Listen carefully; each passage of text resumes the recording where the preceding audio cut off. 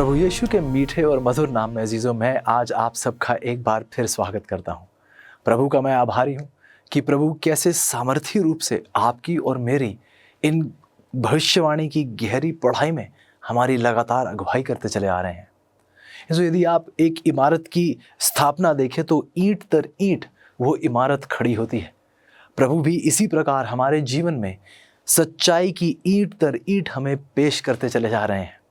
ईंट दर ईंट अजीजों, ये पवित्रता की इमारत खड़ी होगी यदि आप और मैं चाहते हैं कि हमारा जीवन और हमारे जीवन की ये पवित्र इमारत यदि प्रभु यीशु में कायम और बरकरार रहे, तो अजीजों आपको और मुझे भी सच्चाई की हर ईंट को स्वीकारना होगा, ताकि ईंट दर ईंट हम प्रभु यीशु के साथ हमेशा के लिए खड़े पाए जाएंगे। आज का पाठ बहुत ही ज़रूरी और आज के पाठ का निमंत्रण बहुत अहम है। विनती करूंगा आपसे अजीजों, आइए मेरे साथ प्रार्थना में जुड़िएगा ताकि परमेश्वर एक बार फिर हमारी पूर्ण रूप से अगुवाई करें। आइए प्रार्थना करते हैं। प्यारे परमेश्वर, प्रभु आपके वचन हमारे दिलों को बहाल कर देते हैं और आज एक बार फिर प्रभु बहुत ही सामर्थी रूप से आपने हमें पुकारा है, इस प्रकार एकत्रित किया है और प्रभु आपने हमारे लिए एक बहुत गहरा और बहुत अहम वचन तैयार किया है। प्रभु आपसे हमारी दिली विनती है कि कृपया करके हमारी अगुवाई कीजिएगा। विनती है प्रभु कि आप हमें पवित्रता में दृढ़, कायम और बहुत ही गहरे रूप से स्थापित कीजिएगा। प्रभु जी आज की पढ़ाई हम में ना काबिलियत है, ना हम इस योग्य हैं कि हम इन सब चीज़ों को समझ पाएं। इसलिए विनती है प्रभु कि आप कृपया करके हमें इन वचनों को समझाएं। आपसे विनती है प्रभु कि पाप के हर अंधकार को हमारे जीवन से कृपया करके दूर करें प्रभु, ताकि हम आपको पूर्ण रूप से ग्रहण करने वाले बन पाएं। एक बार फिर प्रभु विनती करते हैं कि कृपया करके आप हमें अपनी पवित्र आत्मा से तृप्त करें, ताकि हम आपके नाम के गुणगान सदा तक गाते चले जाएं। मेरे अजीजों के साथ होइएगा प्रभु जी। प्रत्येक को अपनी अगुवाई में बरकरार रखिए, अपनी सच्चाई से भरपूर रखिए, अपनी पवित्र आत्मा के भूखे प्यासे रखिए प्रभु, ताकि हम हमेशा आप ही के लिए जिएं और आप ही के लिए हम मरें। ये सब कुछ प्रभु हम आपके प्यारे बेटे प्रभु यीशु के नाम से मांगते हैं, आमीन। एक बार फिर आपका स्वागत है अजीजों। आज के हमारे पाठ का शीर्षक है शुद्धता और शक्ति। शुद्धता और शक्ति। कहानी हमें ले जाती है दूसरे राजा की किताब और उसके 5वें अध्याय में। नामान, जिससे शायद आप वाकिफ होंगे, नामान सीरिया की सेनाओं के लिए एक बहादुर, धनी और प्रसिद्ध सेनापति था। लेकिन इन सब के बावजूद नामान को कोढ़ रोग हो गया था। अजीजों, कोढ़ रोग बाइबल के समय में सबसे भयानक बीमारियों में से एक था। कोढ़ का अर्थ यदि आप जानना चाहें या कोढ़ की परिभाषा आप जानना चाहें तो अजीजों, कोढ़ की परिभाषा थी अलगाव। कोढ़ की परिभाषा थी अपने प्रियजनों से एक जुदाई। कोढ़ की परिभाषा थी एक धीमी श्रापित मौत। हम देखते हैं अजीजों कि नामान इस मुश्किल से जूझ रहा था। बाइबल हमें ये भी बताती है कि नामान के घर में एक काम करने वाली एक इब्री दासी थी। इस दासी ने कहा कि यदि उसका स्वामी केवल इस्राएल में रहने वाले उस भविष्यद्वक्ता एलीशा के पास जाएगा तो वह नामान को उसके कोढ़ से चंगा करेगा। हम कहानी पढ़ते हैं दूसरे राजा की किताब 5वां अध्याय और 3री आयत में लिखा है कि भविष्यद्वक्ता एलिया उसके विकट चर्म रोग को ठीक कर सकता है। आशा करते हुए कि किसी भी डोर को वह थाम सके, लेकिन सब कुछ हारने के बाद, आशा की किसी भी डोर को थामने की इच्छा से नामान ने इस्राएल की लंबी यात्रा तय की।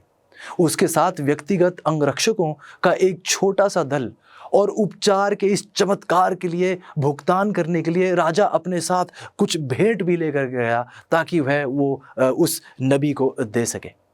जब नामान उस भविष्यद्वक्ता के घर पर पहुंचा तो एलीशा बाहर तक नहीं आया। अजीजों, सोचिए इस सेनापति के उस घर पर उसके उस घमंड पर कैसी चोट पहुंची होगी। इसके बजाय एलीशा ने अपने नौकर को इन सरल निर्देशों के साथ भेजा। सुनिएगा इन शब्दों को। दूसरे राजा की 5:10 में लिखा है कि जाओ और यरदन नदी में 7 बार नहाओ, तब तुम्हारा चर्म रोग स्वस्थ हो जाएगा और तुम पवित्र तथा शुद्ध हो जाओगे। क्या आपने शब्द सुने कि आप यरदन नदी में 7 बार नहाओ? आगे कहा जाता है कि तब आपका चर्म रोग स्वस्थ हो जाएगा और तुम पवित्र तथा शुद्ध हो जाओगे। शुद्ध हो जाओगे, आपको नहाने की ज़रूरत है। इसका मतलब क्या हुआ? क्या नबी कह रहा था कि नामान गंदा है, मैला है?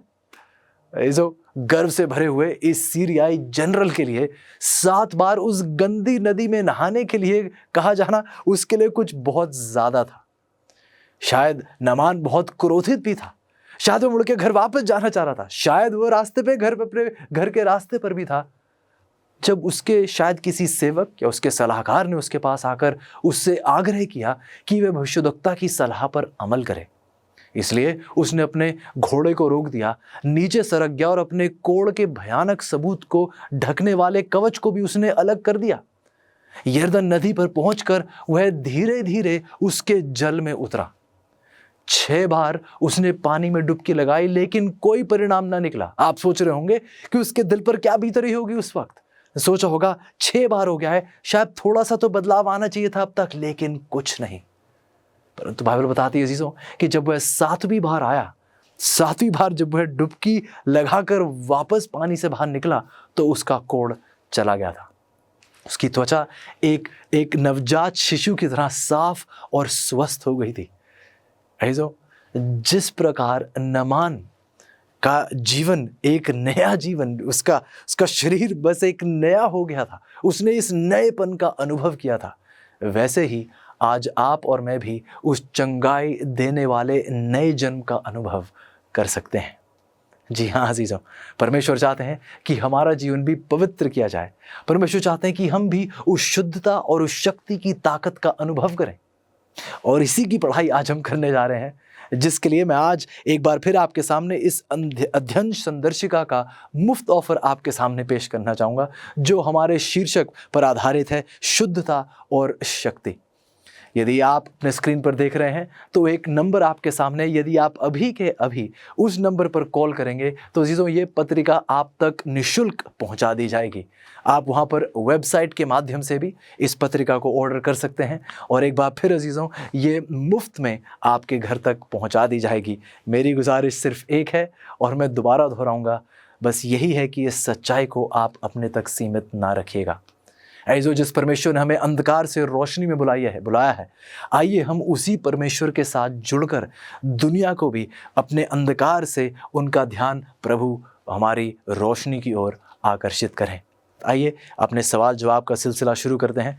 पहला सवाल हमसे पूछता है कि नए नियम में कौन सा भविष्यद्वक्ता था जो यरदन नदी में लोगों को धोता था? यरदन नदी में ऐसा कौन सा भविष्यद्वक्ता था जो लोगों को नहलाता था? बाइबल हमें बताती है अजीजों, मत्ती की किताब 3 अध्याय 1 आयत, उन्हीं दिनों यहूदिया के बियाबान मरुस्थल में उपदेश देता हुआ बपतिस्मा देने वाला यूहन्ना वहां आया। बाइबल बताती है मत्ती की 3:5 और 6 में, उस समय यरूशलेम, समूचे यहूदिया क्षेत्र और यरदन नदी के आसपास के लोग उसके पास आ इकट्ठे हुए। उन्होंने अपने पापों को स्वीकार किया और यरदन नदी में उन्हें उसके द्वारा बपतिस्मा दिया गया। तो यदि आप गौर करें तो सुसमाचार की कहानियां बपतिस्मे के विषय से शुरू और समाप्त होती हैं। जाहिर है कि यह यीशु के लिए एक बहुत ही महत्वपूर्ण शिक्षा है। मत्ती की 28 की 18 और 19 आप पढ़ के देख लीजिए। बाइबल अजीजों बताती है कि ये एक बहुत आवश्यक सीख है जो परमेश्वर अपने लोगों को देना चाहते हैं। अगला सवाल हमसे पूछता है कि बाइबल की कौन सी शानदार घटना पाप के कोढ़ को धो दिए जाने का प्रतीक है? बाइबल की कौन सी शानदार घटना पाप के कोढ़ को धो दिए जाने का प्रतीक है? बाइबल हमें बताती है अजीजों, प्रेरितों के काम 22 अध्याय 16 आयत में, खड़ा हो, बपतिस्मा ग्रहण कर और उसका नाम पुकारते हुए अपने पापों को धो डाल। जो गौर कीजिए, बाइबल कहती है कि खड़ा हो, बपतिस्मा ग्रहण कर और उसका नाम पुकारते हुए अपने पापों को धो डाल। जो यदि आप गौर करें तो बाइबल के मुताबिक बपतिस्मा एक व्यक्ति के जीवन से पाप को धोने के साथ साथ एक नए जन्म का भी प्रतीक है। ये जरूरी है कि हम इस सच्चाई को, इस नए जीवन को समझने की कोशिश करें। अगला सवाल हमसे पूछता है कि बाइबल के अनुसार विभिन्न प्रकार के कितने बपतिस्मे स्वीकारे जाते हैं? आइए जवाब सुनते हैं। इफिसियों की 4:5 में, एक ही प्रभु है, एक ही विश्वास है और अजीजों एक ही बपतिस्मा। लेकिन सच्चाई, दुखद सच्चाई ये है कि कम से कम 15 अलग अलग रीतियों को आज बपतिस्मे का नाम दिया जाता है। लेकिन बाइबल स्पष्ट है अजीजों कि बाइबल के अनुसार केवल एक सच्चा बपतिस्मा है, केवल एक। आइए इस शब्द को और गहराई से समझने की कोशिश करते हैं। बपतिस्मे शब्द का मतलब क्या है? ये एक यूनानी शब्द बपतीजो से आता है, जिसका अर्थ है डुबाना, पूर्ण रूप से डुबाना, विसर्जित करना, पानी के नीचे डुबकी लगाना, पानी से ढके जाना। ये यूनानी शब्द बपतीजो, जिसका अर्थ डूबना, डुबकी लगाना या डूब जाना है, ये एक व्यक्ति का बपतिस्मा तब तक नहीं दर्शाता है। इस शब्द के मुताबिक एक व्यक्ति का बपतिस्मा तब तक नहीं होता है जब तक कि वह पूरी तरह से पानी में ना डूबा हो या दफन ना हो गया हो। तो ये शब्द बपतीजो हमेशा बाइबल में बपतिस्मे के पवित्र अध्यादेश के संदर्भ में प्रयोग किया जाता है। आप देखेंगे, गौर करेंगे कि छिड़काव या उंडेलने के लिए यूनानी शब्द का प्रयोग बपतिस्मे से कभी भी नहीं जोड़ा जाता है। बाइबल आगे बताती है, यदि आप गौर करें, कुलुसियों की 2:12 में, यह इसलिए हुआ कि जब तुम्हें बपतिस्मे में उसके साथ गाड़ दिया गया तो जिस परमेश्वर ने उसे मरे हुओं के बीच से जिला दिया था, उस परमेश्वर के कार्य में तुम्हारे विश्वास के कारण उसी के साथ तुम्हें भी पुनर्जीवित कर दिया गया। ये जो बाइबल बताती है कि जिस प्रकार तुम्हें बपतिस्मे में उसके साथ गाड़ दिया गया था, तो जिस परमेश्वर ने उसे मरे हुओं के बीच में से जिला दिया था, उस परमेश्वर के कार्य में तुम्हारे विश्वास के कारण उसी के साथ तुम्हें भी पुनर्जीवित कर दिया गया। ऐसे जिस प्रकार प्रभु यीशु को गाड़ दिया गया था जमीन में और फिर वे पुनर्जीवित हुए थे, देखिए यहाँ पर किस प्रकार बपतिस्मे की तुलना प्रभु यीशु के गाड़े जाने और पुनर्जीवन से की जा रही है। अगला सवाल हमारे साथ देखिएगा, यीशु जो हमारे उदाहरण हैं, उनका बपतिस्मा कैसे हुआ था? प्रभु यीशु तो कोई गलत बपतिस्मा नहीं लेंगे, इस बात से आप सहमत हैं? तो आइए देखते हैं कि प्रभु यीशु ने बाइबल में किस प्रकार का बपतिस्मा लिया। बाइबल बताती है हमें, मरकुस की किताब उसकी 1 अध्याय 9वीं और 10वीं आयत कहती है, प्रभु यीशु आए और यरदन नदी में उसने यूहन्ना से बपतिस्मा लिया। जैसे ही वह जल से बाहर आए, उन्होंने आकाश को खुले हुए देखा।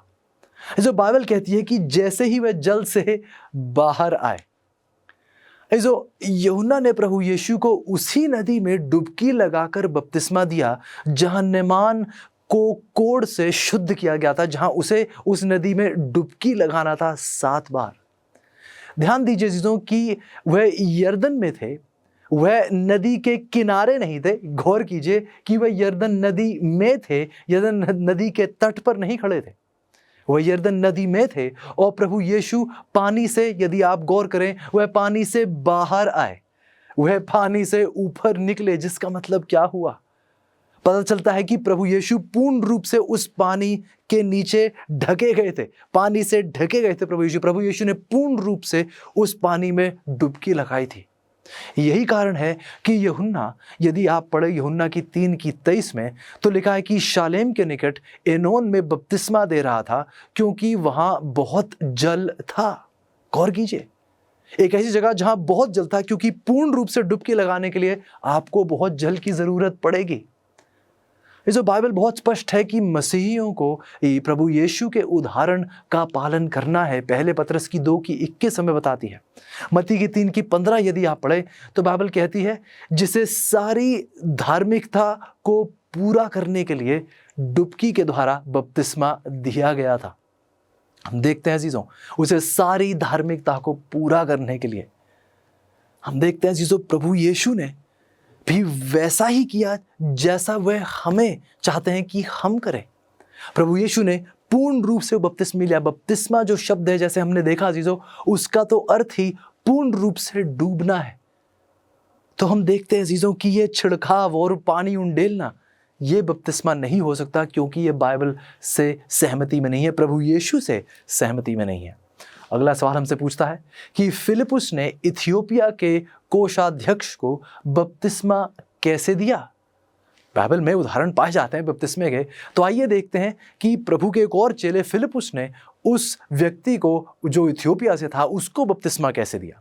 बाइबल बताती है प्रेरितों के काम के 8वें अध्याय और उसकी 38 आयत में, फिर फिलिपुस और वह खोजा दोनों ही पानी में उतर गए और फिलिपुस ने उसे बपतिस्मा दिया। एक बार फिर वह पानी में उतर गए, उन्हें उन पर कोई पानी नहीं छिड़का गया। आगे देखिए 39 आयत कहती है, प्रेरितों के काम के 8वां अध्याय 39 आयत, जब वह पानी से बाहर निकले तो फिलिपुस को प्रभु की आत्मा कहीं उठा ले गई। अब अजीजों मैं आपसे पूछना चाहूंगा, क्या आप कुछ बूंदों में से बाहर निकल सकते हैं? नहीं अजीजों, कुछ पानी की बूंदें, छिड़काव से कुछ पानी की बूंदें काफी नहीं है जिनसे आप बाहर निकल पाए। अजीजों बाइबल एक बार फिर स्पष्ट है कि ये पूर्ण रूप से पानी में डूबे हुए थे जहां से इन्हें बाहर निकलना पड़ा। आगे देखते हैं, सवाल पूछता है कि बपतिस्मा किन अन्य सत्यों का प्रतीक है। बाइबल हमें बताती है रोमियो की 6:4 में, सो उसकी मृत्यु में बपतिस्मा लेने से हम भी उसके साथ ही गाड़ दिए गए थे। देखिए पहले भी हमने पढ़ा प्रभु यीशु की मृत्यु का यहाँ बपतिस्मा एक प्रतीक है। जब हम बपतिस्मा लेते हैं तो हम प्रभु यीशु के उस गाड़े जाने को स्वीकार रहे हैं, और जैसे वो पुनर्जीवित हुए परमेश्वर हमें भी पुनर्जीवित करना चाहते हैं। प्रभु चाहते हैं कि हमारा पुराना जीवन, वो पापी जीवन गाड़ कर खत्म किया जाए जब हम बपतिस्मा लें और हम प्रभु यीशु में एक नई सृष्टि बने, एक नए तरीके से प्रभु के साथ चलने वाले बन सकें।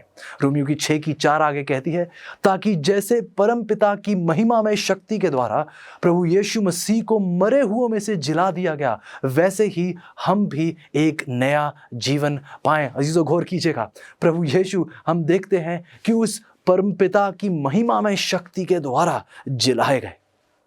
ये जो सच्चाई ये है कि हम खुद ही की मौत तब तक महसूस नहीं कर सकते जब तक परमेश्वर पिता का पूरा हक हमारे दिल पर हम उसे नहीं देते हैं।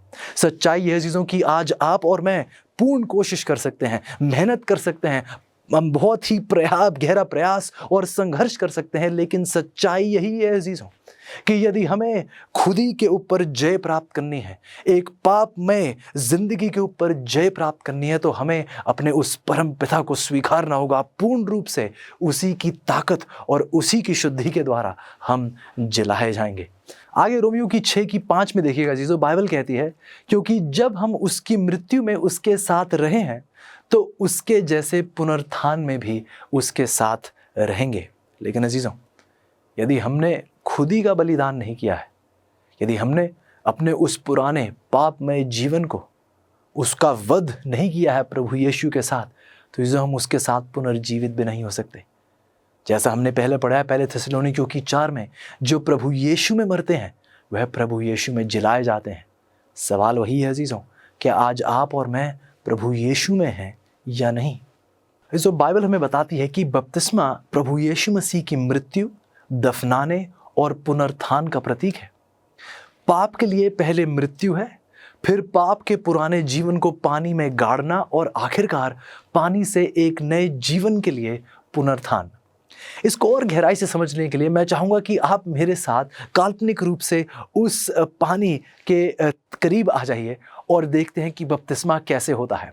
जब एक व्यक्ति बपतिस्मे के लिए उस पानी में खड़ा होता है, और जब जो याजक हैं उनके साथ खड़े हैं, और उन्हें ये आज्ञा दी जाती है कि जिस पानी में वो खड़े हैं उसे अक्सर एक पानी की कब्र भी कहा जाता है, अंग्रेजी में उसे एक वाटरी ग्रेव कहा जाता है। हम देखते हैं कि ये व्यक्ति अपने उस पुराने जीवन से मुक्त होकर प्रभु यीशु में एक नया जीवन जीना चाहता है। उस पानी में खड़े होकर वह प्रभु यीशु को अपना सब कुछ सौंपता है। याजक उसे आज्ञा देते हैं कि अभी थोड़ी देर में आपको झुकाया जाएगा और पानी में पूर्ण रूप से डुबाया जाएगा। ध्यान से देखिएगा, वह व्यक्ति जीवित है, और जैसे ही उसे पानी में डुबाया जाता है, क्या वह पानी की सतह के नीचे सांस ले रहा है? बिल्कुल नहीं अजीजों, क्योंकि हम पानी में, मानव जाति पानी में सांस नहीं ले सकती है। इसलिए जैसे ही वह पानी में डुबाया जाता है तो वह उस गाड़ने को दर्शाता है, उस गाड़ने का प्रतिनिधित्व करता है, और पानी के नीचे वह व्यक्ति एक भी सांस नहीं लेता है। ठीक जैसे एक व्यक्ति अपनी मृत्यु पर सांस नहीं लेता है, ठीक उसके बाद वह याजक उन्हें दोबारा पानी से उभार कर वापस लाते हैं, और जब एक व्यक्ति पानी से उभर कर आता है तो पहली चीज क्या करता है? सांस लेता है अजीजों।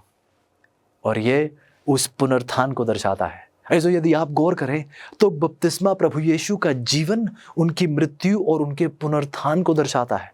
ऐसे यदि हम गौर करें तो प्रभु चाहते हैं कि हम इसी सच्चाई को स्वीकारें।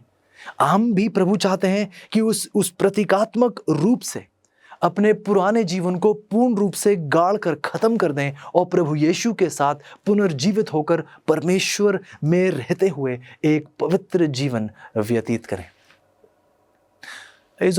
लेकिन हम देखते हैं कि बहुत से लोग इस बात पर विश्वास नहीं करते, बल्कि बहुत से लोगों का तो यह मानना है कि पुनरुत्थान के सम्मान में रविवार को हमें पवित्र रखना चाहिए। लेकिन सच्चाई है चीज़ों की, बाइबल में इस अभ्यास की कोई भी आज्ञा नहीं दी गई है। पुनरुत्थान अजीजों, जीवन, मृत्यु, पुनरुत्थान, ये बहुत गहरी सीख है जो बपतिस्मे के द्वारा प्रतीकात्मक रूप से पेश की जाती है। बपतिस्मे का कोई अन्य रूप बाइबल के इस प्रतीकवाद के अनुरूप नहीं है। इस बाइबल में और ऐसी कोई चीज़ नहीं है जो इस ताकत से परमेश्वर के इस मृत्यु और दफनाने और पुनरुत्थान का प्रतीक बनती है। आइए हम इसको गौर से, गहराई से समझने की कोशिश करें। अगला सवाल पूछा जाता है कि बपतिस्मा कितना आवश्यक है। जवाब हमें मिलता है मरकुस की 16 से, जो कोई विश्वास करता है और बपतिस्मा लेता है उसका उद्धार होगा, और जो अविश्वासी है वह दोषी ठहराया जाएगा। अजीजों, इसमें कोई दो राय नहीं है। बाइबल बताती है यूहन्ना की 3:5 में, यदि कोई आदमी जल और आत्मा से जन्म नहीं लेता तो वह परमेश्वर के राज्य में प्रवेश नहीं पा सकता है। यहाँ पर हम देखते हैं जो उस रात के दौर में प्रभु यीशु निकोदेमस से बात करते हुए उसे समझाने की कोशिश में है कि निकोदेमस, जब तक एक व्यक्ति जल और आत्मा से जन्म नहीं लेता है, एक नई सृष्टि नहीं बन जाता है, तब तक वह परमेश्वर के राज्य में प्रवेश नहीं पा सकता है। ऐसे बपतिस्मा स्पष्ट रूप से पवित्र शास्त्र द्वारा एक अनिवार्य रूप से अति अनिवार्य है। ऐसे यदि आप गौर करें तो बपतिस्मा स्पष्ट रूप से पवित्र शास्त्रों में पेश किया जाता है एक बहुत ही अति अनिवार्य कार्य। हम देखते हैं जिसों की परमेश्वर चाहते हैं कि प्रभु के सब लोग प्रभु यीशु की सच्चाई स्वीकारते हुए, प्रभु यीशु को पूर्ण रूप से स्वीकारते हुए वह इस प्रतीकवाद को स्वीकारें, प्रतीकवाद को पूर्ण रूप से स्वीकारें। अब आप गौर कीजिएगा चीज़ों कि कुछ लोगों का यह भी मानना है कि यह बपतिस्मा इतना ज़रूरी नहीं है, और उदाहरण दिया जाता है कि उस चोर का क्या जो क्रूस पर प्रभु यीशु के साथ था, उसने तो बपतिस्मा नहीं लिया। यदि आप गौर करें तो सच्चाई यह है कि यदि उस दिन उसके हाथों से कील निकाले जा सकते, उसे दोबारा निकाला जाता, उसके पास और समय होता जीने के लिए, तो वह यकीनन वह बपतिस्मा ले सकता था। और मैं मानता हूं कि वो बपतिस्मा लेने के लिए तैयार हो जाता, लेकिन वह अपनी आखिरी सांसें ले रहा था, और प्रभु यीशु ने उसे अपने बपतिस्मे का श्रेय दिया क्योंकि उसने प्रभु यीशु को स्वीकारा था। अपनी उस बहुत ही पसहिम्मत स्थिति में भी, अपने मरते दम में भी उसने प्रभु यीशु को पुकारा, और प्रभु यीशु ने उसे पूर्ण रूप से स्वीकारा और अपने बपतिस्मे का श्रेय दिया। मत्ती की 3:15 में आप इसका वर्णन देख सकते हैं। चीज़ों हमारे टूटे हुए संसार के लिए क्या प्रभु की योजना जानना चाहते हैं? जैसे हम बाइबल की भविष्यवाणी देखते हैं, आप अपनी सबसे बड़ी चुनौतियों के लिए भरोसेमंद हल प्राप्त करना चाहते हैं। प्रोत्साहित करने वाली और प्रकाशन देने वाली amazing facts Bible study guide Bible पर आधारित 27 टॉपिकल लेसन्स प्रदान करती हैं, जिसमें सुंदर ग्राफिक्स और स्पष्ट उत्तर दिए गए हैं, जिसे समझना बहुत ही आसान है। हर बाइबल स्टडी गाइड आपको व्यवहारिक उत्तर की ओर लेकर जाती है, आपके जीवन के सबसे महत्वपूर्ण सवालों के लिए। मैं कैसे तंदुरुस्त संबंध पा सकता हूँ, यीशु मसीह फिर से कब और कैसे आएंगे, और भी बहुत कुछ। अपने भविष्य को अवसर पर मत छोड़िए, सत्य से अपने जीवन को बदल दीजिए। Amazing facts Bible study guide के द्वारा ये उपलब्ध हैं इंग्लिश, हिंदी, तमिल और तेलुगु भाषा में। तो इंतजार मत कीजिए, अपने स्टडी गाइड का पूरा सेट ऑर्डर कीजिए और विजिट कीजिए bookstore.aftv.in पर। अगला सवाल हमसे पूछता है कि बपतिस्मे के साथ किस धन्य समारोह की तुलना की जा सकती है? बाइबल हमें बताती है गलातियों की 3:27 में, क्योंकि तुम सभी जिन्होंने मसीह का बपतिस्मा ले लिया है मसीह में समा गए हो। सवाल सुनिए अजीजों, बपतिस्मे के साथ किस धन्य समारोह की तुलना की जा सकती है? और बाइबल बताती है कि तुम सभी जिन्होंने प्रभु यीशु मसीह का बपतिस्मा ले लिया है, आप मसीह में समा गए हैं। यदि आप गौर करें तो बपतिस्मा एक विवाह रीति की तरह है।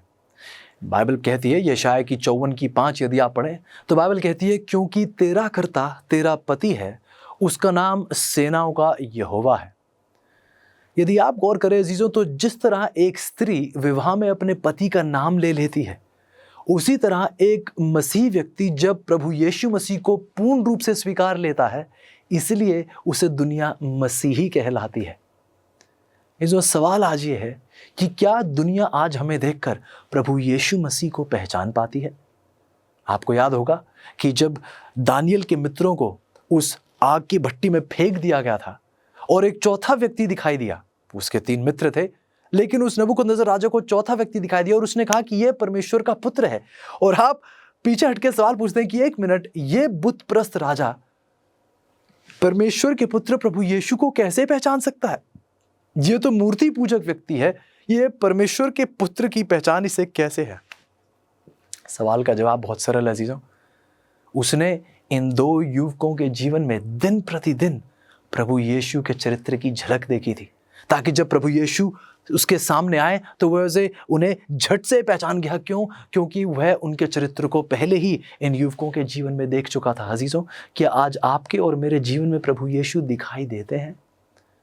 क्या दुनिया आज हमें मसीही इसलिए कहती है कि उन्हें हम में प्रभु यीशु मसीह का चरित्र नजर आता है, या फिर हमें उन्हें बताना पड़ता है कि हम मसीही हैं? अजीजों, बहुत गंभीरता से सोचने वाली ये बातें हैं। हम देखते हैं अजीजों कि प्रभु यीशु के साथ जुड़ने के लिए और विवाह में जुड़ने के लिए हम इन दोनों चीज़ों की, देखिए, हम एक उदाहरण के तौर पर इन चीज़ों को पेश कर रहे हैं, इन सच्चाइयों को पेश कर रहे हैं। और यदि आप देखें तो इन दोनों ही रीतियों में, चाहे बपतिस्मा हुआ या विवाह हुआ, ये दोनों ही रीतियों को सार्थक होने के लिए प्रेम और प्रतिबद्धता पर आधारित होना बहुत ज़रूरी है। हम देखते हैं अजीजों, इन दोनों रीतियों को सार्थक होने के लिए इन दोनों रीतियों को प्रेम और प्रतिबद्धता पर आधारित होना बहुत ज़रूरी है। अजीजों, बपतिस्मा मसीही जीवन के लिए उतना ही आवश्यक है जितना विवाह के लिए विवाह आवश्यक है। आइए अगला सवाल पढ़ते हैं। प्रभु यीशु ने अपने स्वर्ग में जाने से ठीक पहले अपने लोगों को क्या आज्ञा दी थी? आइए सुनते हैं। मत्ती की किताब 28:19 आयत कहती है, जाओ और सभी देशों के लोगों को मेरा अनुयायी बनाओ। तुम्हें यह काम परम पिता के नाम में, पुत्र के नाम में और पवित्र आत्मा के नाम में उन्हें बपतिस्मा देकर पूरा करना है। अजीजों, पतरस ने इस आदेश का पालन किया जैसा परमेश्वर ने कहा। और हम देखते हैं कि पेंतकुस्त के दिन उसने पश्चाताप करने वाले लोगों से कहा, प्रेरितों के काम की 2:38 कहती है, उसने कहा कि मन फिराओ और तुम में से हर एक प्रभु यीशु मसीह के नाम से बपतिस्मा लो। अजीजों, देखिए, परमेश्वर की ये आज्ञा थी अपने चेलों के लिए, आपके और मेरे लिए परमेश्वर की आज्ञा है। सवाल पूछा जाता है कि बपतिस्मे के सभी नकली रूपों की उत्पत्ति कहां से हुई? आइए सुनते हैं। मरकुस की 7:8 कहती है, तुमने परमेश्वर का आदेश उठाकर एक तरफ रख दिया और तुम मनुष्यों की परंपरा का सहारा ले रहे हो। अजीजों, बाइबल के समय में और क्रूस के बाद सदियों तक डुबकी द्वारा बपतिस्मे का एकमात्र रूप था। लेकिन फिर गुमराह करने वाले मनुष्यों ने सुविधा के लिए बपतिस्मा के अन्य रूपों का परिचय दिया। इस प्रकार बपतिस्मे की परमेश्वर की इस पवित्र विधि को एक तरफ रखा गया और इसके बजाय एक अलग चीज पेश की गई। उसके बजाय एक झूठी सीख, एक नकली सीख पेश की गई जिसका बाइबल से कोई लेना देना नहीं था।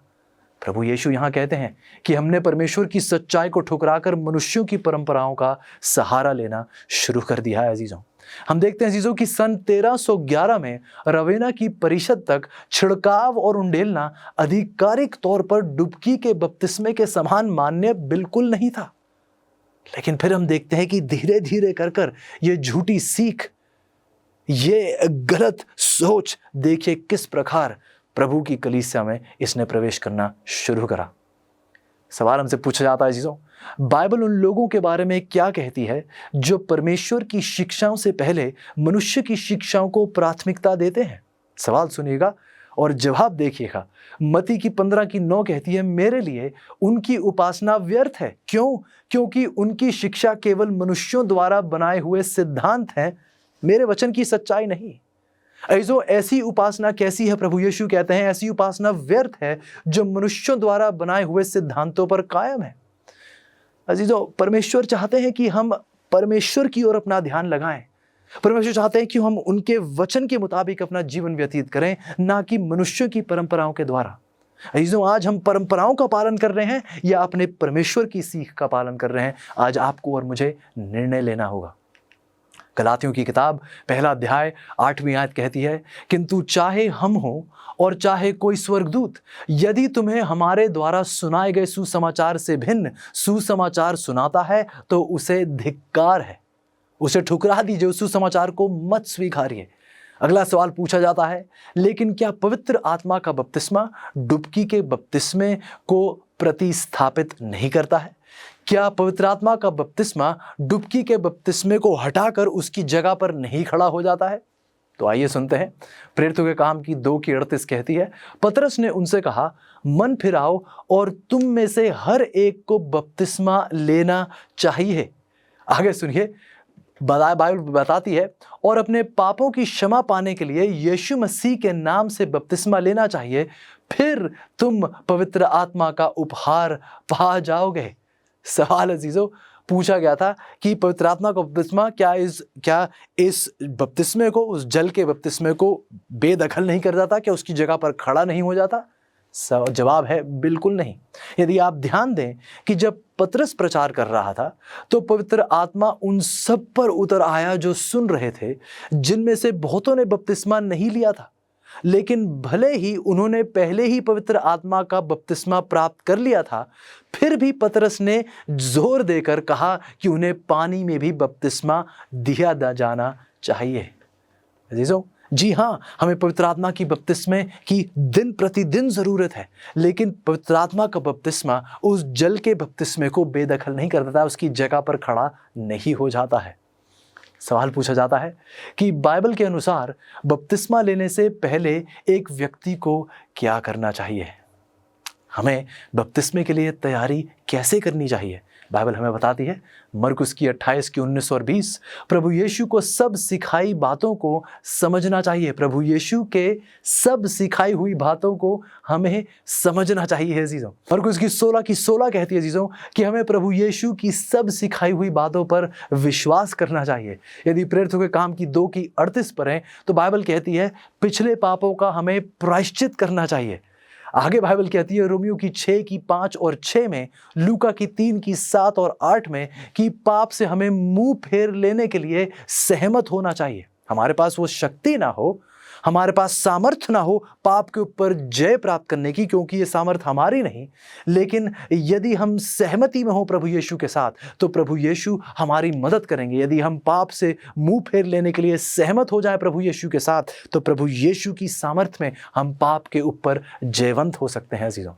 यूहन्ना की 3 की 3 और 5 कहती है, प्रभु यीशु मसीह को अपना उद्धारकर्ता स्वीकार हमें करना चाहिए और नए जन्म का अनुभव करना चाहिए। ऐसा केवल प्रभु यीशु मसीह को स्वीकारने से होता है अजीजों। हम अपने आप को एक नया जन्म नहीं दे सकते हैं, ये जन्म केवल प्रभु यीशु अपने लोगों को देते हैं अजीजों। क्योंकि एक शिशु उपरोक्त चरणों में से किसी का भी पालन नहीं कर सकता है। एक नवजात शिशु ये बताई गई बातों का पालन नहीं कर सकता क्योंकि उसे इतनी समझ नहीं है। तो फिर ये बात स्पष्ट है, ये बात जाहिर है कि किसी भी बच्चे को तब तक बपतिस्मा देना शास्त्रों से सहमति में नहीं है जब तक कि वह सुसमाचार को समझने के लिए पर्याप्त रूप से बड़ा ना हो जाए। क्या आप गौर कर रहे हैं अजीजों? कुछ मसीही लोगों का मानना है कि बच्चे के जन्म के साथ ही उसका बपतिस्मा हो जाना चाहिए, लेकिन जो हमने बातें पढ़ी हैं, जिसने प्रभु यीशु के वचनों को समझा नहीं है, उस पर विश्वास नहीं किया है, पश्चाताप की समझ ही नहीं है, तो पश्चाताप कैसे करता है वो नवजात शिशु जिसे प्रभु की समझ नहीं है, प्रभु को स्वीकार ही नहीं पा रहा है? तो जो सवाल ये उठता है, फिर उस बच्चे का बपतिस्मा किस आधार पर किया जा सकता है? हम देखते हैं कि जब तक वो एक पर्याप्त उम्र तक ना पहुंच पाए, जहां पर पहुंच कर वह प्रभु यीशु को समझ सकता है, उसे स्वीकार सकता है, तब वह बपतिस्मे के लिए तैयार है। बाइबल में बताती है अगले सवाल में, बल्कि सवाल पूछा जाता है, क्या दोबारा बपतिस्मा लेना कभी भी उचित है? आइए जवाब सुनते हैं। प्रेरितों के काम की 19:3 कहती है, उन्होंने उत्तर दिया, हमने तो सुना तक नहीं है कि कोई पवित्र आत्मा है भी। सो वह बोला, तो तुमने कैसा बपतिस्मा लिया है? बाइबल आगे कहती है प्रेरितों के काम की 19:3 और 4 में, उन्होंने कहा यूहन्ना का बपतिस्मा। फिर पौलुस ने कहा, यूहन्ना का बपतिस्मा तो मन फिराव का बपतिस्मा था। उसने लोगों से कहा था कि जो मेरे बाद आ रहा है उस पर विश्वास करो। प्रेरितों के काम की 19:4 और 5 कहती है, अर्थात यीशु पर। यह सुनकर उन्होंने प्रभु यीशु के नाम का बपतिस्मा ले लिया। ऐसो एक दिन जब पौलुस इफिसुस में प्रचार कर रहा था तो उसे 12 ऐसे व्यक्ति मिले जिनका यूहन्ना बपतिस्मा देने वाले से बपतिस्मा हुआ था, परंतु जिन्होंने पवित्र आत्मा के बारे में अभी तक कुछ नहीं सुना था। इसीलिए इस पर्याप्त नए प्रकाश को प्राप्त करने पर उन्हें एक पुनर्बपतिस्मा जो है उनको दिया गया। इसी तरह यदि एक व्यक्ति ने अपने मसीही अनुभव को पूर्ण रूप से खो दिया है तो उसे प्रभु के पास लौटने पर दोबारा बपतिस्मा ले लेना चाहिए। अजीजों, ये पुनर्बपतिस्मा भी उचित है यदि किसी व्यक्ति को बाइबल की बातों में समझ नहीं है और वह प्रभु की बाइबल की बातों को नए रूप से स्वीकारते हैं। पुनर्बपतिस्मा तब भी उचित है यदि किसी व्यक्ति को बाइबल के मुताबिक बपतिस्मा ना दिया गया हो, यदि किसी पर पानी का छिड़काव हुआ हो या पानी उंडेला गया हो, यदि किसी व्यक्ति ने उस सही तरीके से बपतिस्मा ना लिया हो तो उस व्यक्ति का भी बपतिस्मा दोबारा किया जा सकता है। सवाल पूछा जाता है, क्या बपतिस्मा लेने का संबंध कलीसिया के साथ जुड़ने से है? आइए जवाब सुनते हैं प्रेरितों के काम की 2:41 में। सो जिन्होंने उसके संदेश को ग्रहण किया उन्हें बपतिस्मा दिया गया। इस प्रकार उस दिन उनके समूह में कोई 3000 व्यक्ति और जुड़ गए। आइए आगे बाइबल कहती है प्रेरितों के काम की 2:47 में, सभी लोगों की संवादनाओं का आनंद लेते हुए वह प्रभु की स्तुति करते और प्रतिदिन परमेश्वर जिन्हें उद्धार मिल जाता उन्हें उनके कलीसिया में और जोड़ देते। बाइबल आगे कहती है कुलुस्सियों की 3:15 में, तुम्हें उसी एक देह में बुलाया गया है। अजीजों, हम देखते हैं कि परमेश्वर की सच्चाइयाँ, बाइबल की बातें एक दूसरे से लड़ाई झगड़े में नहीं है, एक दूसरे से असहमति में नहीं है। परमेश्वर के सभी लोग एक देह में बुलाए गए हैं जो प्रभु की कलीसिया है और हम उसमें बपतिस्मे द्वारा प्रवेश करते हैं। हम उस देह में प्रवेश करते हैं जब हम प्रभु यीशु में बपतिस्मा लेते हैं। जन्म के बाद एक बच्चे को पोषण, सुरक्षा और विकास के लिए एक परिवार में रखा जाना चाहिए या नहीं? ठीक उसी प्रकार जब हम प्रभु यीशु में एक नया जन्म लेते हैं तो हमें एक मसीही परिवार परमेश्वर देते हैं जहाँ पर हमारा पोषण होता है, हमें झूठी सीख से हमारी सुरक्षा की जाती है और हम दूसरों के अनुभव को देखकर, हम दूसरों से सीख कर परमेश्वर की उन गहरी बातों को जब अपने जीवन में लागू करते हैं, प्रभु यीशु के चरणों में बैठकर उनकी गहरी बातों को सीखकर प्रभु यीशु में आगे बढ़ते हैं, तो हम भी बढ़कर प्रभु में, उस मसीहत में, सच्चाई में, पवित्रता के दानव बन सकते हैं अजीजों। सो बहुत ज़रूरी है, जैसा बाइबल हमें बताती है कि जिन्होंने प्रभु यीशु को बपतिस्मे के द्वारा स्वीकारा वह प्रभु की देह का भाग हुए, उसके परिवार के हिस्से हुए और पवित्रता में बढ़े। सवाल पूछा जाता है, अगर मैं बपतिस्मा लेने से इनकार करता हूँ तो मैं किसके परामर्श में, किसकी सलाह से इनकार कर रहा हूँ? किसके साथ सलाह मशवरा कर मैं इनकार कर रहा हूँ? लूका की 7:30 कहती है अजीजों, किंतु फरीसियों और व्यवस्था के जानकारों ने उसका बपतिस्मा ना लेकर उनके संबंध में परमेश्वर की इच्छा को नकार दिया। ऐसो परमेश्वर की इच्छा तो यही थी कि परमेश्वर के लोग प्रभु का बपतिस्मा स्वीकारें और प्रभु यीशु के साथ पूर्ण रूप से जुड़ जाएं। लेकिन फरीसियों ने प्रभु यीशु के उस बपतिस्मे को स्वीकार दिया था, परमेश्वर की उस इच्छा को नकार दिया था। ये घमंड था। इन्होंने धर्म का पालन इस कदर किया था कि परमेश्वर उस धर्म का केंद्र नहीं थे। सच्चाई ये थी अजीजों कि ये अपना ध्यान उस परमेश्वर के कार्य पर इतना लगा चुके थे कि उस कार्य के परमेश्वर को ही भूल चुके थे। क्या आपने ध्यान से सुना मैंने क्या कहा? उनका ध्यान परमेश्वर के कार्य पर ऐसे गहरे रूप से था कि वह कार्य के परमेश्वर को ही अपने जीवन से बिल्कुल बेदखल कर चुके थे। उनका कार्य ही उनके लिए एक परमेश्वर बन चुका था, ताकि जब प्रभु यीशु मसीह उनका मसीही, उनका सृष्टिकर्ता उनके सामने खड़ा था, वह तब भी उसे पहचान ना पाए। अजीजों, आइए आज हम किसी घमंड या अपनी किसी सोच, आइए ऐसा ना हो कि किसी दुनियादारी की वजह से हम भी परमेश्वर की इच्छा को ठुकरा दें, उसकी इच्छा को नकार दें। सवाल पूछा जाता है, जब यीशु को बपतिस्मा दिया गया तो उसके पिता ने क्या कहा? आइए परमेश्वर पिता के शब्द सुनते हैं मरकुस की 1:9 में। उन दिनों ऐसा हुआ कि प्रभु यीशु नासरत से गलील आए और यरदन नदी में उन्होंने यूहन्ना से बपतिस्मा लिया। बाइबल बताती है मरकुस की 1:11 में, फिर आकाशवाणी हुई कि तू मेरा पुत्र है जिससे मैं बहुत प्रसन्न हूँ। जो शब्द प्रभु यीशु से कहे गए थे कि तू मेरा पुत्र है जिसमें मैं बहुत प्रसन्न हूँ, प्रभु यीशु आज आपसे भी यही बात कहना चाहते हैं। यदि आज हम प्रभु यीशु को, यदि आज हम अपने सच्चे परमेश्वर को पूर्ण रूप से बपतिस्मे के माध्यम से स्वीकारते हैं, तो अजीजों आज हम पर भी यही आकाशवाणी होती है कि आप मेरे पुत्र हैं, मेरी पुत्री हैं, जिनसे मैं बहुत बहुत प्रसन्न हूँ। बाइबल आगे बताती है प्रेरितों के काम की 22:16 में, सो अब तू और देर मत कर, खड़ा हो, बपतिस्मा ग्रहण कर और उसका नाम पुकारते हुए अपने पापों को धो डाल। उसका नाम पुकारते हुए अपने पापों को धो डाल। अजीजों, परमेश्वर आज हमसे कह रहे हैं कि आइए हम उठ खड़े हों और अपने परमेश्वर को पूर्ण रूप से, पूरे मन से स्वीकार लें। अजीजों, आज मैं आपसे दिल से बात करना चाहता हूं। आपको फिलिपुस की कहानी का पता है। फिलिपुस प्रेरितों के काम की 8 में एक व्यक्ति से उसके रथ में बैठकर प्रभु यीशु की बातें उनसे कर रहे थे। यह व्यक्ति यशाया की 53 पढ़ रहा था और इसे समझ में नहीं आ रहा था कि यहाँ यशाया किसका जिक्र कर रहा है। तो हम देखते हैं फिलिपुस उस व्यक्ति के पास रथ पर बैठे और उसे समझाना शुरू किया। हम देखते हैं कि समझाते हुए, प्रभु यीशु का प्रचार उससे करते हुए, हम देखते हैं कि उसके कुछ देर बाद यह व्यक्ति फिलिपुस से कहता है कि फिलिपुस, पानी यहां पर है, आप यहां पर हैं, मैं यहां पर हूं, अब मुझे बपतिस्मा लेने से क्या चीज रोक रही है? पानी यहां है, आप यहां हैं, मैं यहां हूं, प्रभु यीशु को मैंने स्वीकार लिया है, अब बपतिस्मा लेने से मुझे क्या चीज रोक रही है? ऐसो आज ये सवाल सिर्फ उस व्यक्ति का नहीं, आज ये सवाल आपका भी होना चाहिए।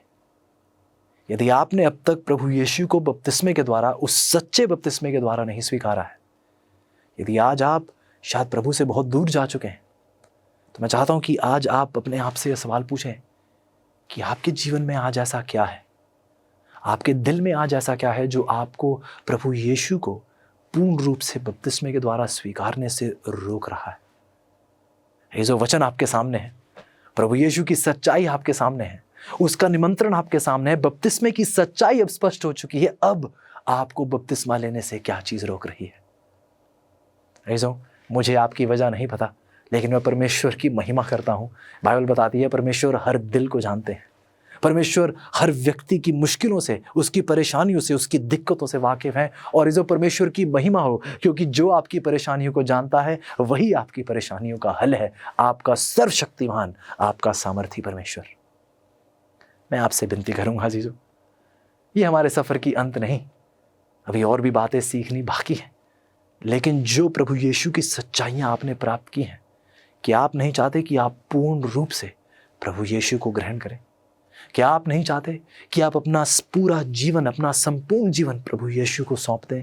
क्या आप प्रभु यीशु के उस मृत्यु, उस दफन और उस पुनरुत्थान को नहीं स्वीकारना चाहते? क्या आप एक नई सृष्टि नहीं बनना चाहते? अजीजों, आज आपको क्या चीज़ रोक रही है? मैं आपसे विनती करना चाहूँगा, अजीजों, ऐसी कोई ताकत नहीं है, कोई ताकत नहीं है जो आपको प्रभु यीशु के पास आने से रोक सकती है। यदि आपने निर्णय ले लिया है तो कोई ताकत आपको प्रभु यीशु के पास आने से नहीं रोक सकती है।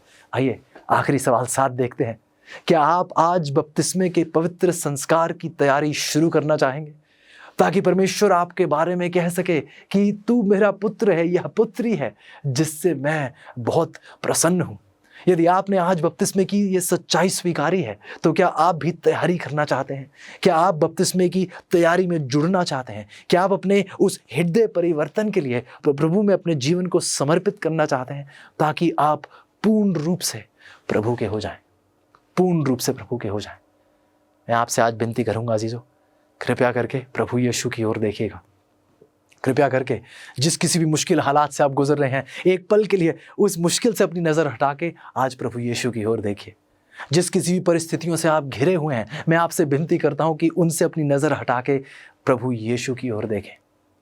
यदि कोई आर्थिक संकट है, कोई शारीरिक कमजोरी है, यदि समाज में कोई परेशानी है, चाहे कुछ भी हो अजीजों, आपका प्रभु परमेश्वर सर्वशक्तिमान है। आपको दुष्टता से छुड़ाने में आपका परमेश्वर काबिल है। मैं आपसे विनती करता हूं प्यारे अजीजों, प्रभु यीशु की ओर देखिए। यदि आपने अपना जीवन उसकी हथेली में रख दिया है, तो यूहन्ना की 10 में प्रभु यीशु वायदा देते हैं कि ब्रह्मांड की कोई ताकत नहीं है जो आपको उसकी हथेली से निकाल सके। आइए अजीजों, हम उसके वचनों पर विश्वास करें। यदि आज आपकी इच्छा है कि आप प्रभु यीशु को बपतिस्मे के द्वारा स्वीकारना चाहते हैं, तो मैं आपसे विनती करना चाहूँगा, क्या आप जहाँ कहीं भी हों एक पल के लिए रुक सकते हैं? यदि आप गाड़ी चलाकर ये संदेश सुन रहे हो, विनती करूँगा, क्या आप रुककर प्रभु यीशु से बात करना चाहेंगे? शायद आप घर पर हो, कपड़े धो रहे हो या खाना बना रहे हो, क्या आप एक पल के लिए सब कुछ जो कर रहे हैं उससे रुककर प्रभु यीशु से बात करना चाहेंगे? यदि आपका निर्णय है तो आइए मेरे साथ अपने सरों को झुकाइएगा, अपनी आंखों को बंद करिएगा। आइए प्रार्थना करते हैं। प्यारे प्यारे परमेश्वर, ओ प्यारे प्रभु, हम धन्यवादी हैं आपके आज कि आपने एक बार फिर पाप की जंजीरों को तोड़कर अपने लोगों को रिहाई दी है। प्रभु धन्यवादी हैं प्रभु कि ब्रह्मांड की कोई ताकत आपके लोगों को आप में समर्पित होने से रोक नहीं सकती है प्रभु।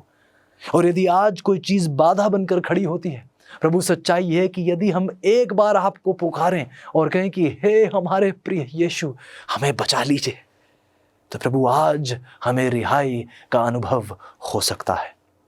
प्रभु मेरे अजीज, इन सब को मैं आपके हाथों में सौंपता हूँ। प्रभु मैं नहीं जानता ये किस परेशानी, किस मुश्किल, किस दिक्कत से जूझ रहे हैं प्रभु, लेकिन मैं ये ज़रूर जानता हूँ कि आप सब कुछ जानते हैं।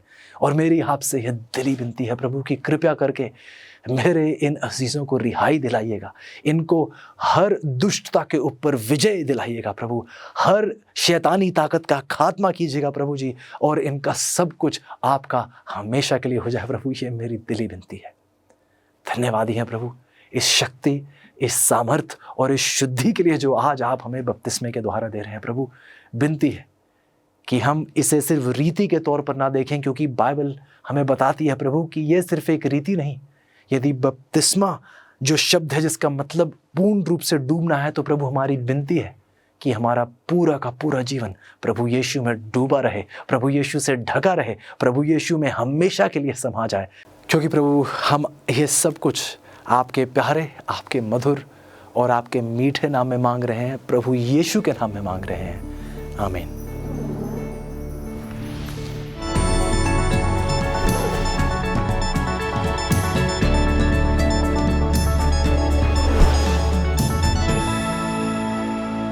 आज के स्मार्टफोन में ये पूरी संसार की जानकारी है जो आपके हाथ की हथेली में आ जाती है और हमारे अंगूठे से हम काम करते हैं। इससे अपने सामान खरीद सकते हैं, कसरत की रेजिम को पूरा कर सकते हैं, वीडियो देख सकते हैं, संगीत सुन सकते हैं, आप इंटरनेशनल वर्ल्ड वाइड वेब को देख सकते हैं, जो कि शायद हमेशा अच्छी बात ना हो। और क्या आप जानते हैं कि इसमें बहुत ज़्यादा कंप्यूटर प्रोसेसिंग टेक्नोलॉजी है। इस छोटे से स्मार्टफोन में नासा ने मनुष्य को चांद पर पहुंचाने के लिए जो उपयोग किया उससे बढ़कर है। और मैं तो भूल ही गया, फोन कॉल करने के लिए इसका उपयोग होता है, लेकिन आज इसे कौन करता है? आज की बातचीत में कोई वाक्य ही नहीं रहते हैं, ये तो बस शॉर्ट मैसेज सर्विसिंग है या फिर SMS टेक्सटिंग है। बिल्कुल सही, लगभग इस पूरे संसार में 2.5 बिलियन लोग हैं जो अपने दूसरे मनुष्यों के साथ में संपर्क करते हैं शॉर्ट बाइट्स में, जिसे टेक्सटिंग कहते हैं। और इसके लिए ज्यादा डाटा उपयोग होता है वेब सर्फिंग या फिर वीडियो गेम खेलने से भी बढ़कर। और दोस्तों, इससे बढ़कर कहीं उपयोग नहीं होता यहाँ फिलीपीन से बढ़कर। और बस फिलीपीन में तो 100 मिलियन लोग रहते हैं, लेकिन ये भेजते हैं इतने ज्यादा टेक्स्ट मैसेज जो पूरे संसार की तुलना में बढ़कर हैं। ये तो 12वां सबसे बड़ा देश है, लेकिन ये भेजते हैं 400 मिलियन टेक्स्ट मैसेजेस प्रतिदिन। वाव, ये तो उंगलियों का बहुत उपयोग है। हालांकि फिलीपींस में सबसे ज्यादा टेक्स्ट किए जाते हैं सबसे तेजी से टेक्स्ट करने वाला रिकॉर्ड तो ब्राजील के नाम पर है। एक जवान जिनका नाम है मार्सेल फर्नांडिस फाइलो, और वो टेक्स्ट कर सकते हैं 25 ऐसे उलझे हुए शब्द लगभग 18 सेकंड में ही। वाह! अगर मैं अपनी पत्नी को टेक्स्ट करूं आई लव यू तो इसके लिए ज्यादा समय लगता है, और सेंड प्रेस करूं अंगूठे से। टेक्सटिंग के बारे में खासियत यह है कि आप कहीं भी टेक्स्ट भेज सकते हैं। लोगों में घिरे और आप व्यक्तिगत संदेश भेजना चाहते हैं तो टेक्स्ट भेजते हैं। अगर आप सबवे में हैं या फिर एयरपोर्ट पर हैं तो टेक्स्ट भेज सकते हैं। अगर आप शोर में घिरे हुए हैं या शोर करने वाले लोगों में हैं तो टेक्स्ट करें, बस ड्राइविंग करते हुए टेक्स्ट न करें। ये बहुत ही अद्भुत है दोस्तों। आप हमेशा संदेश दे सकते हैं परमेश्वर को प्रार्थना के द्वारा। जब आप सोच रहे हैं मैं कौन से स्कूल में जाऊं या फिर मैं कौन सी नौकरी करूं, मैं किससे मिलूं जो मेरे भविष्य का जीवन साथी हो सकता है, आपकी प्रार्थना लंबी न होने पाए। बाइबल की सबसे छोटी प्रार्थना 3 शब्दों की है। पतरस ने कहा प्रभु मुझे बचा ले, और यीशु ने इसका जवाब दिया। चाहे आप कितनी भी रफ्तार से टेक्स्ट करते हैं, जब आप प्रभु से बातें करते हैं, जानते हैं वो आपसे क्या मांगता है? आपकी प्रार्थना सुनता है आपके आमीन कहने के पहले ही, सेंड बटन दबाने के पहले। सच में दोस्तों, आप प्रभु को प्रसन्न करेंगे जब आप उसे रेगुलर मैसेज भेजेंगे अपने दिल से उसके पास। तो क्यों न अभी इस समय उससे बात कर ले।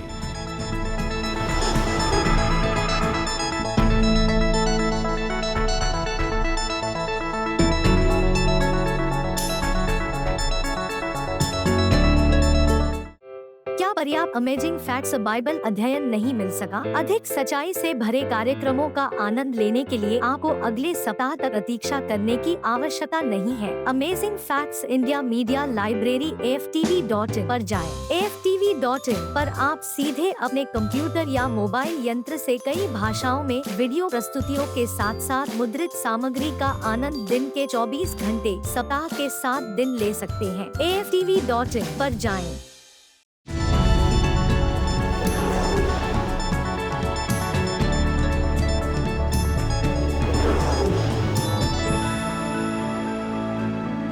मैं यहाँ पर सुंदर टापू के देश फिजी में हूँ, जो कि अद्भुत जानवरों से भरा है। बहुत सी हरियाली है और बहुत उत्तम सीनरी है। यहाँ पर के लोग तो दुनिया में सबसे बेहतर हैं, लेकिन यह हमेशा ऐसे नहीं था। एक समय से नरभक्षी टापू के रूप में जाना जाता था। फिजी योद्धा साउथ पैसिफिक में सबसे बड़े योद्धा थे और उनसे बहुत लोग डरते थे। अभी आप अनुमान लगा सकते हैं कि क्यों इस हथियार का वो उपयोग करते थे कि अपने शत्रु की गर्दन को तोड़ दे।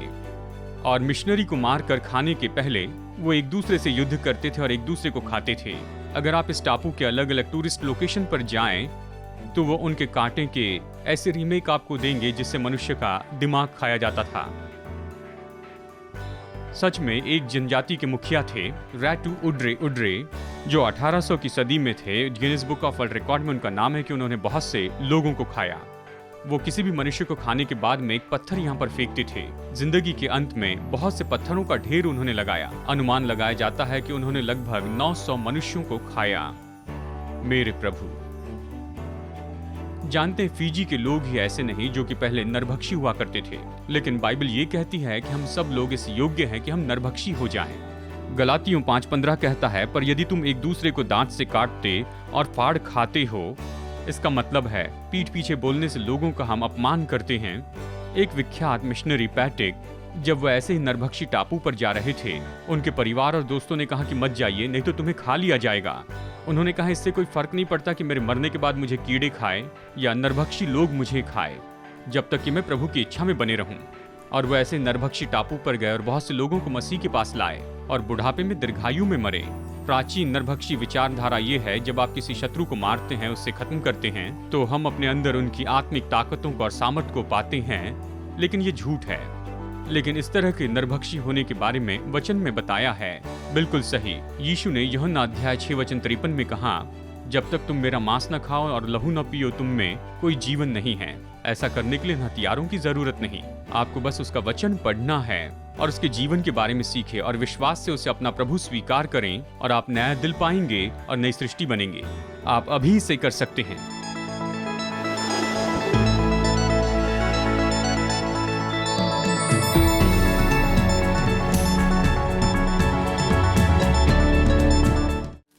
पेड़ सुंदर होते हैं, और क्या यह आश्चर्यजनक नहीं है कि पेड़ बनाने के लिए आवश्यक सब कुछ एक छोटे से बीज के अंदर पाया जा सकता है?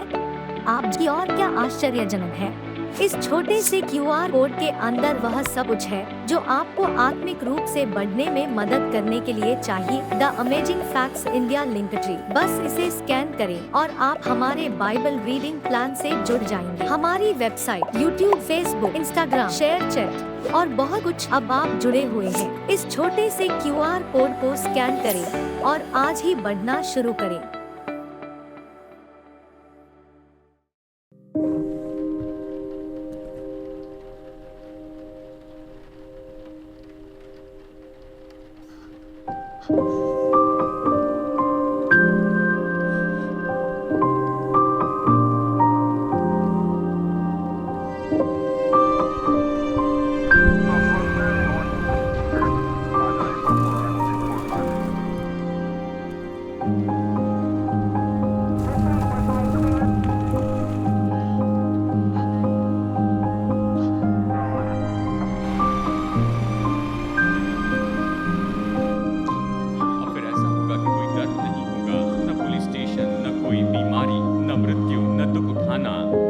असली बात है दोस्तों, हमारे संसार का ये दुख तो परमेश्वर की योजना के अनुसार नहीं था। वो सब कुछ अपनी असली योजना में वापस लेकर आएगा। धन्य है जो मन के दीन है, वो स्वर्ग के राज्य के वारिस होंगे। क्योंकि मैं भूखा था और तुमने मुझे खाने के लिए दिया। मेरे इन छोटे से छोटे भाइयों के लिए तुमने जो कुछ भी किया है वो तुमने मेरे लिए किया है।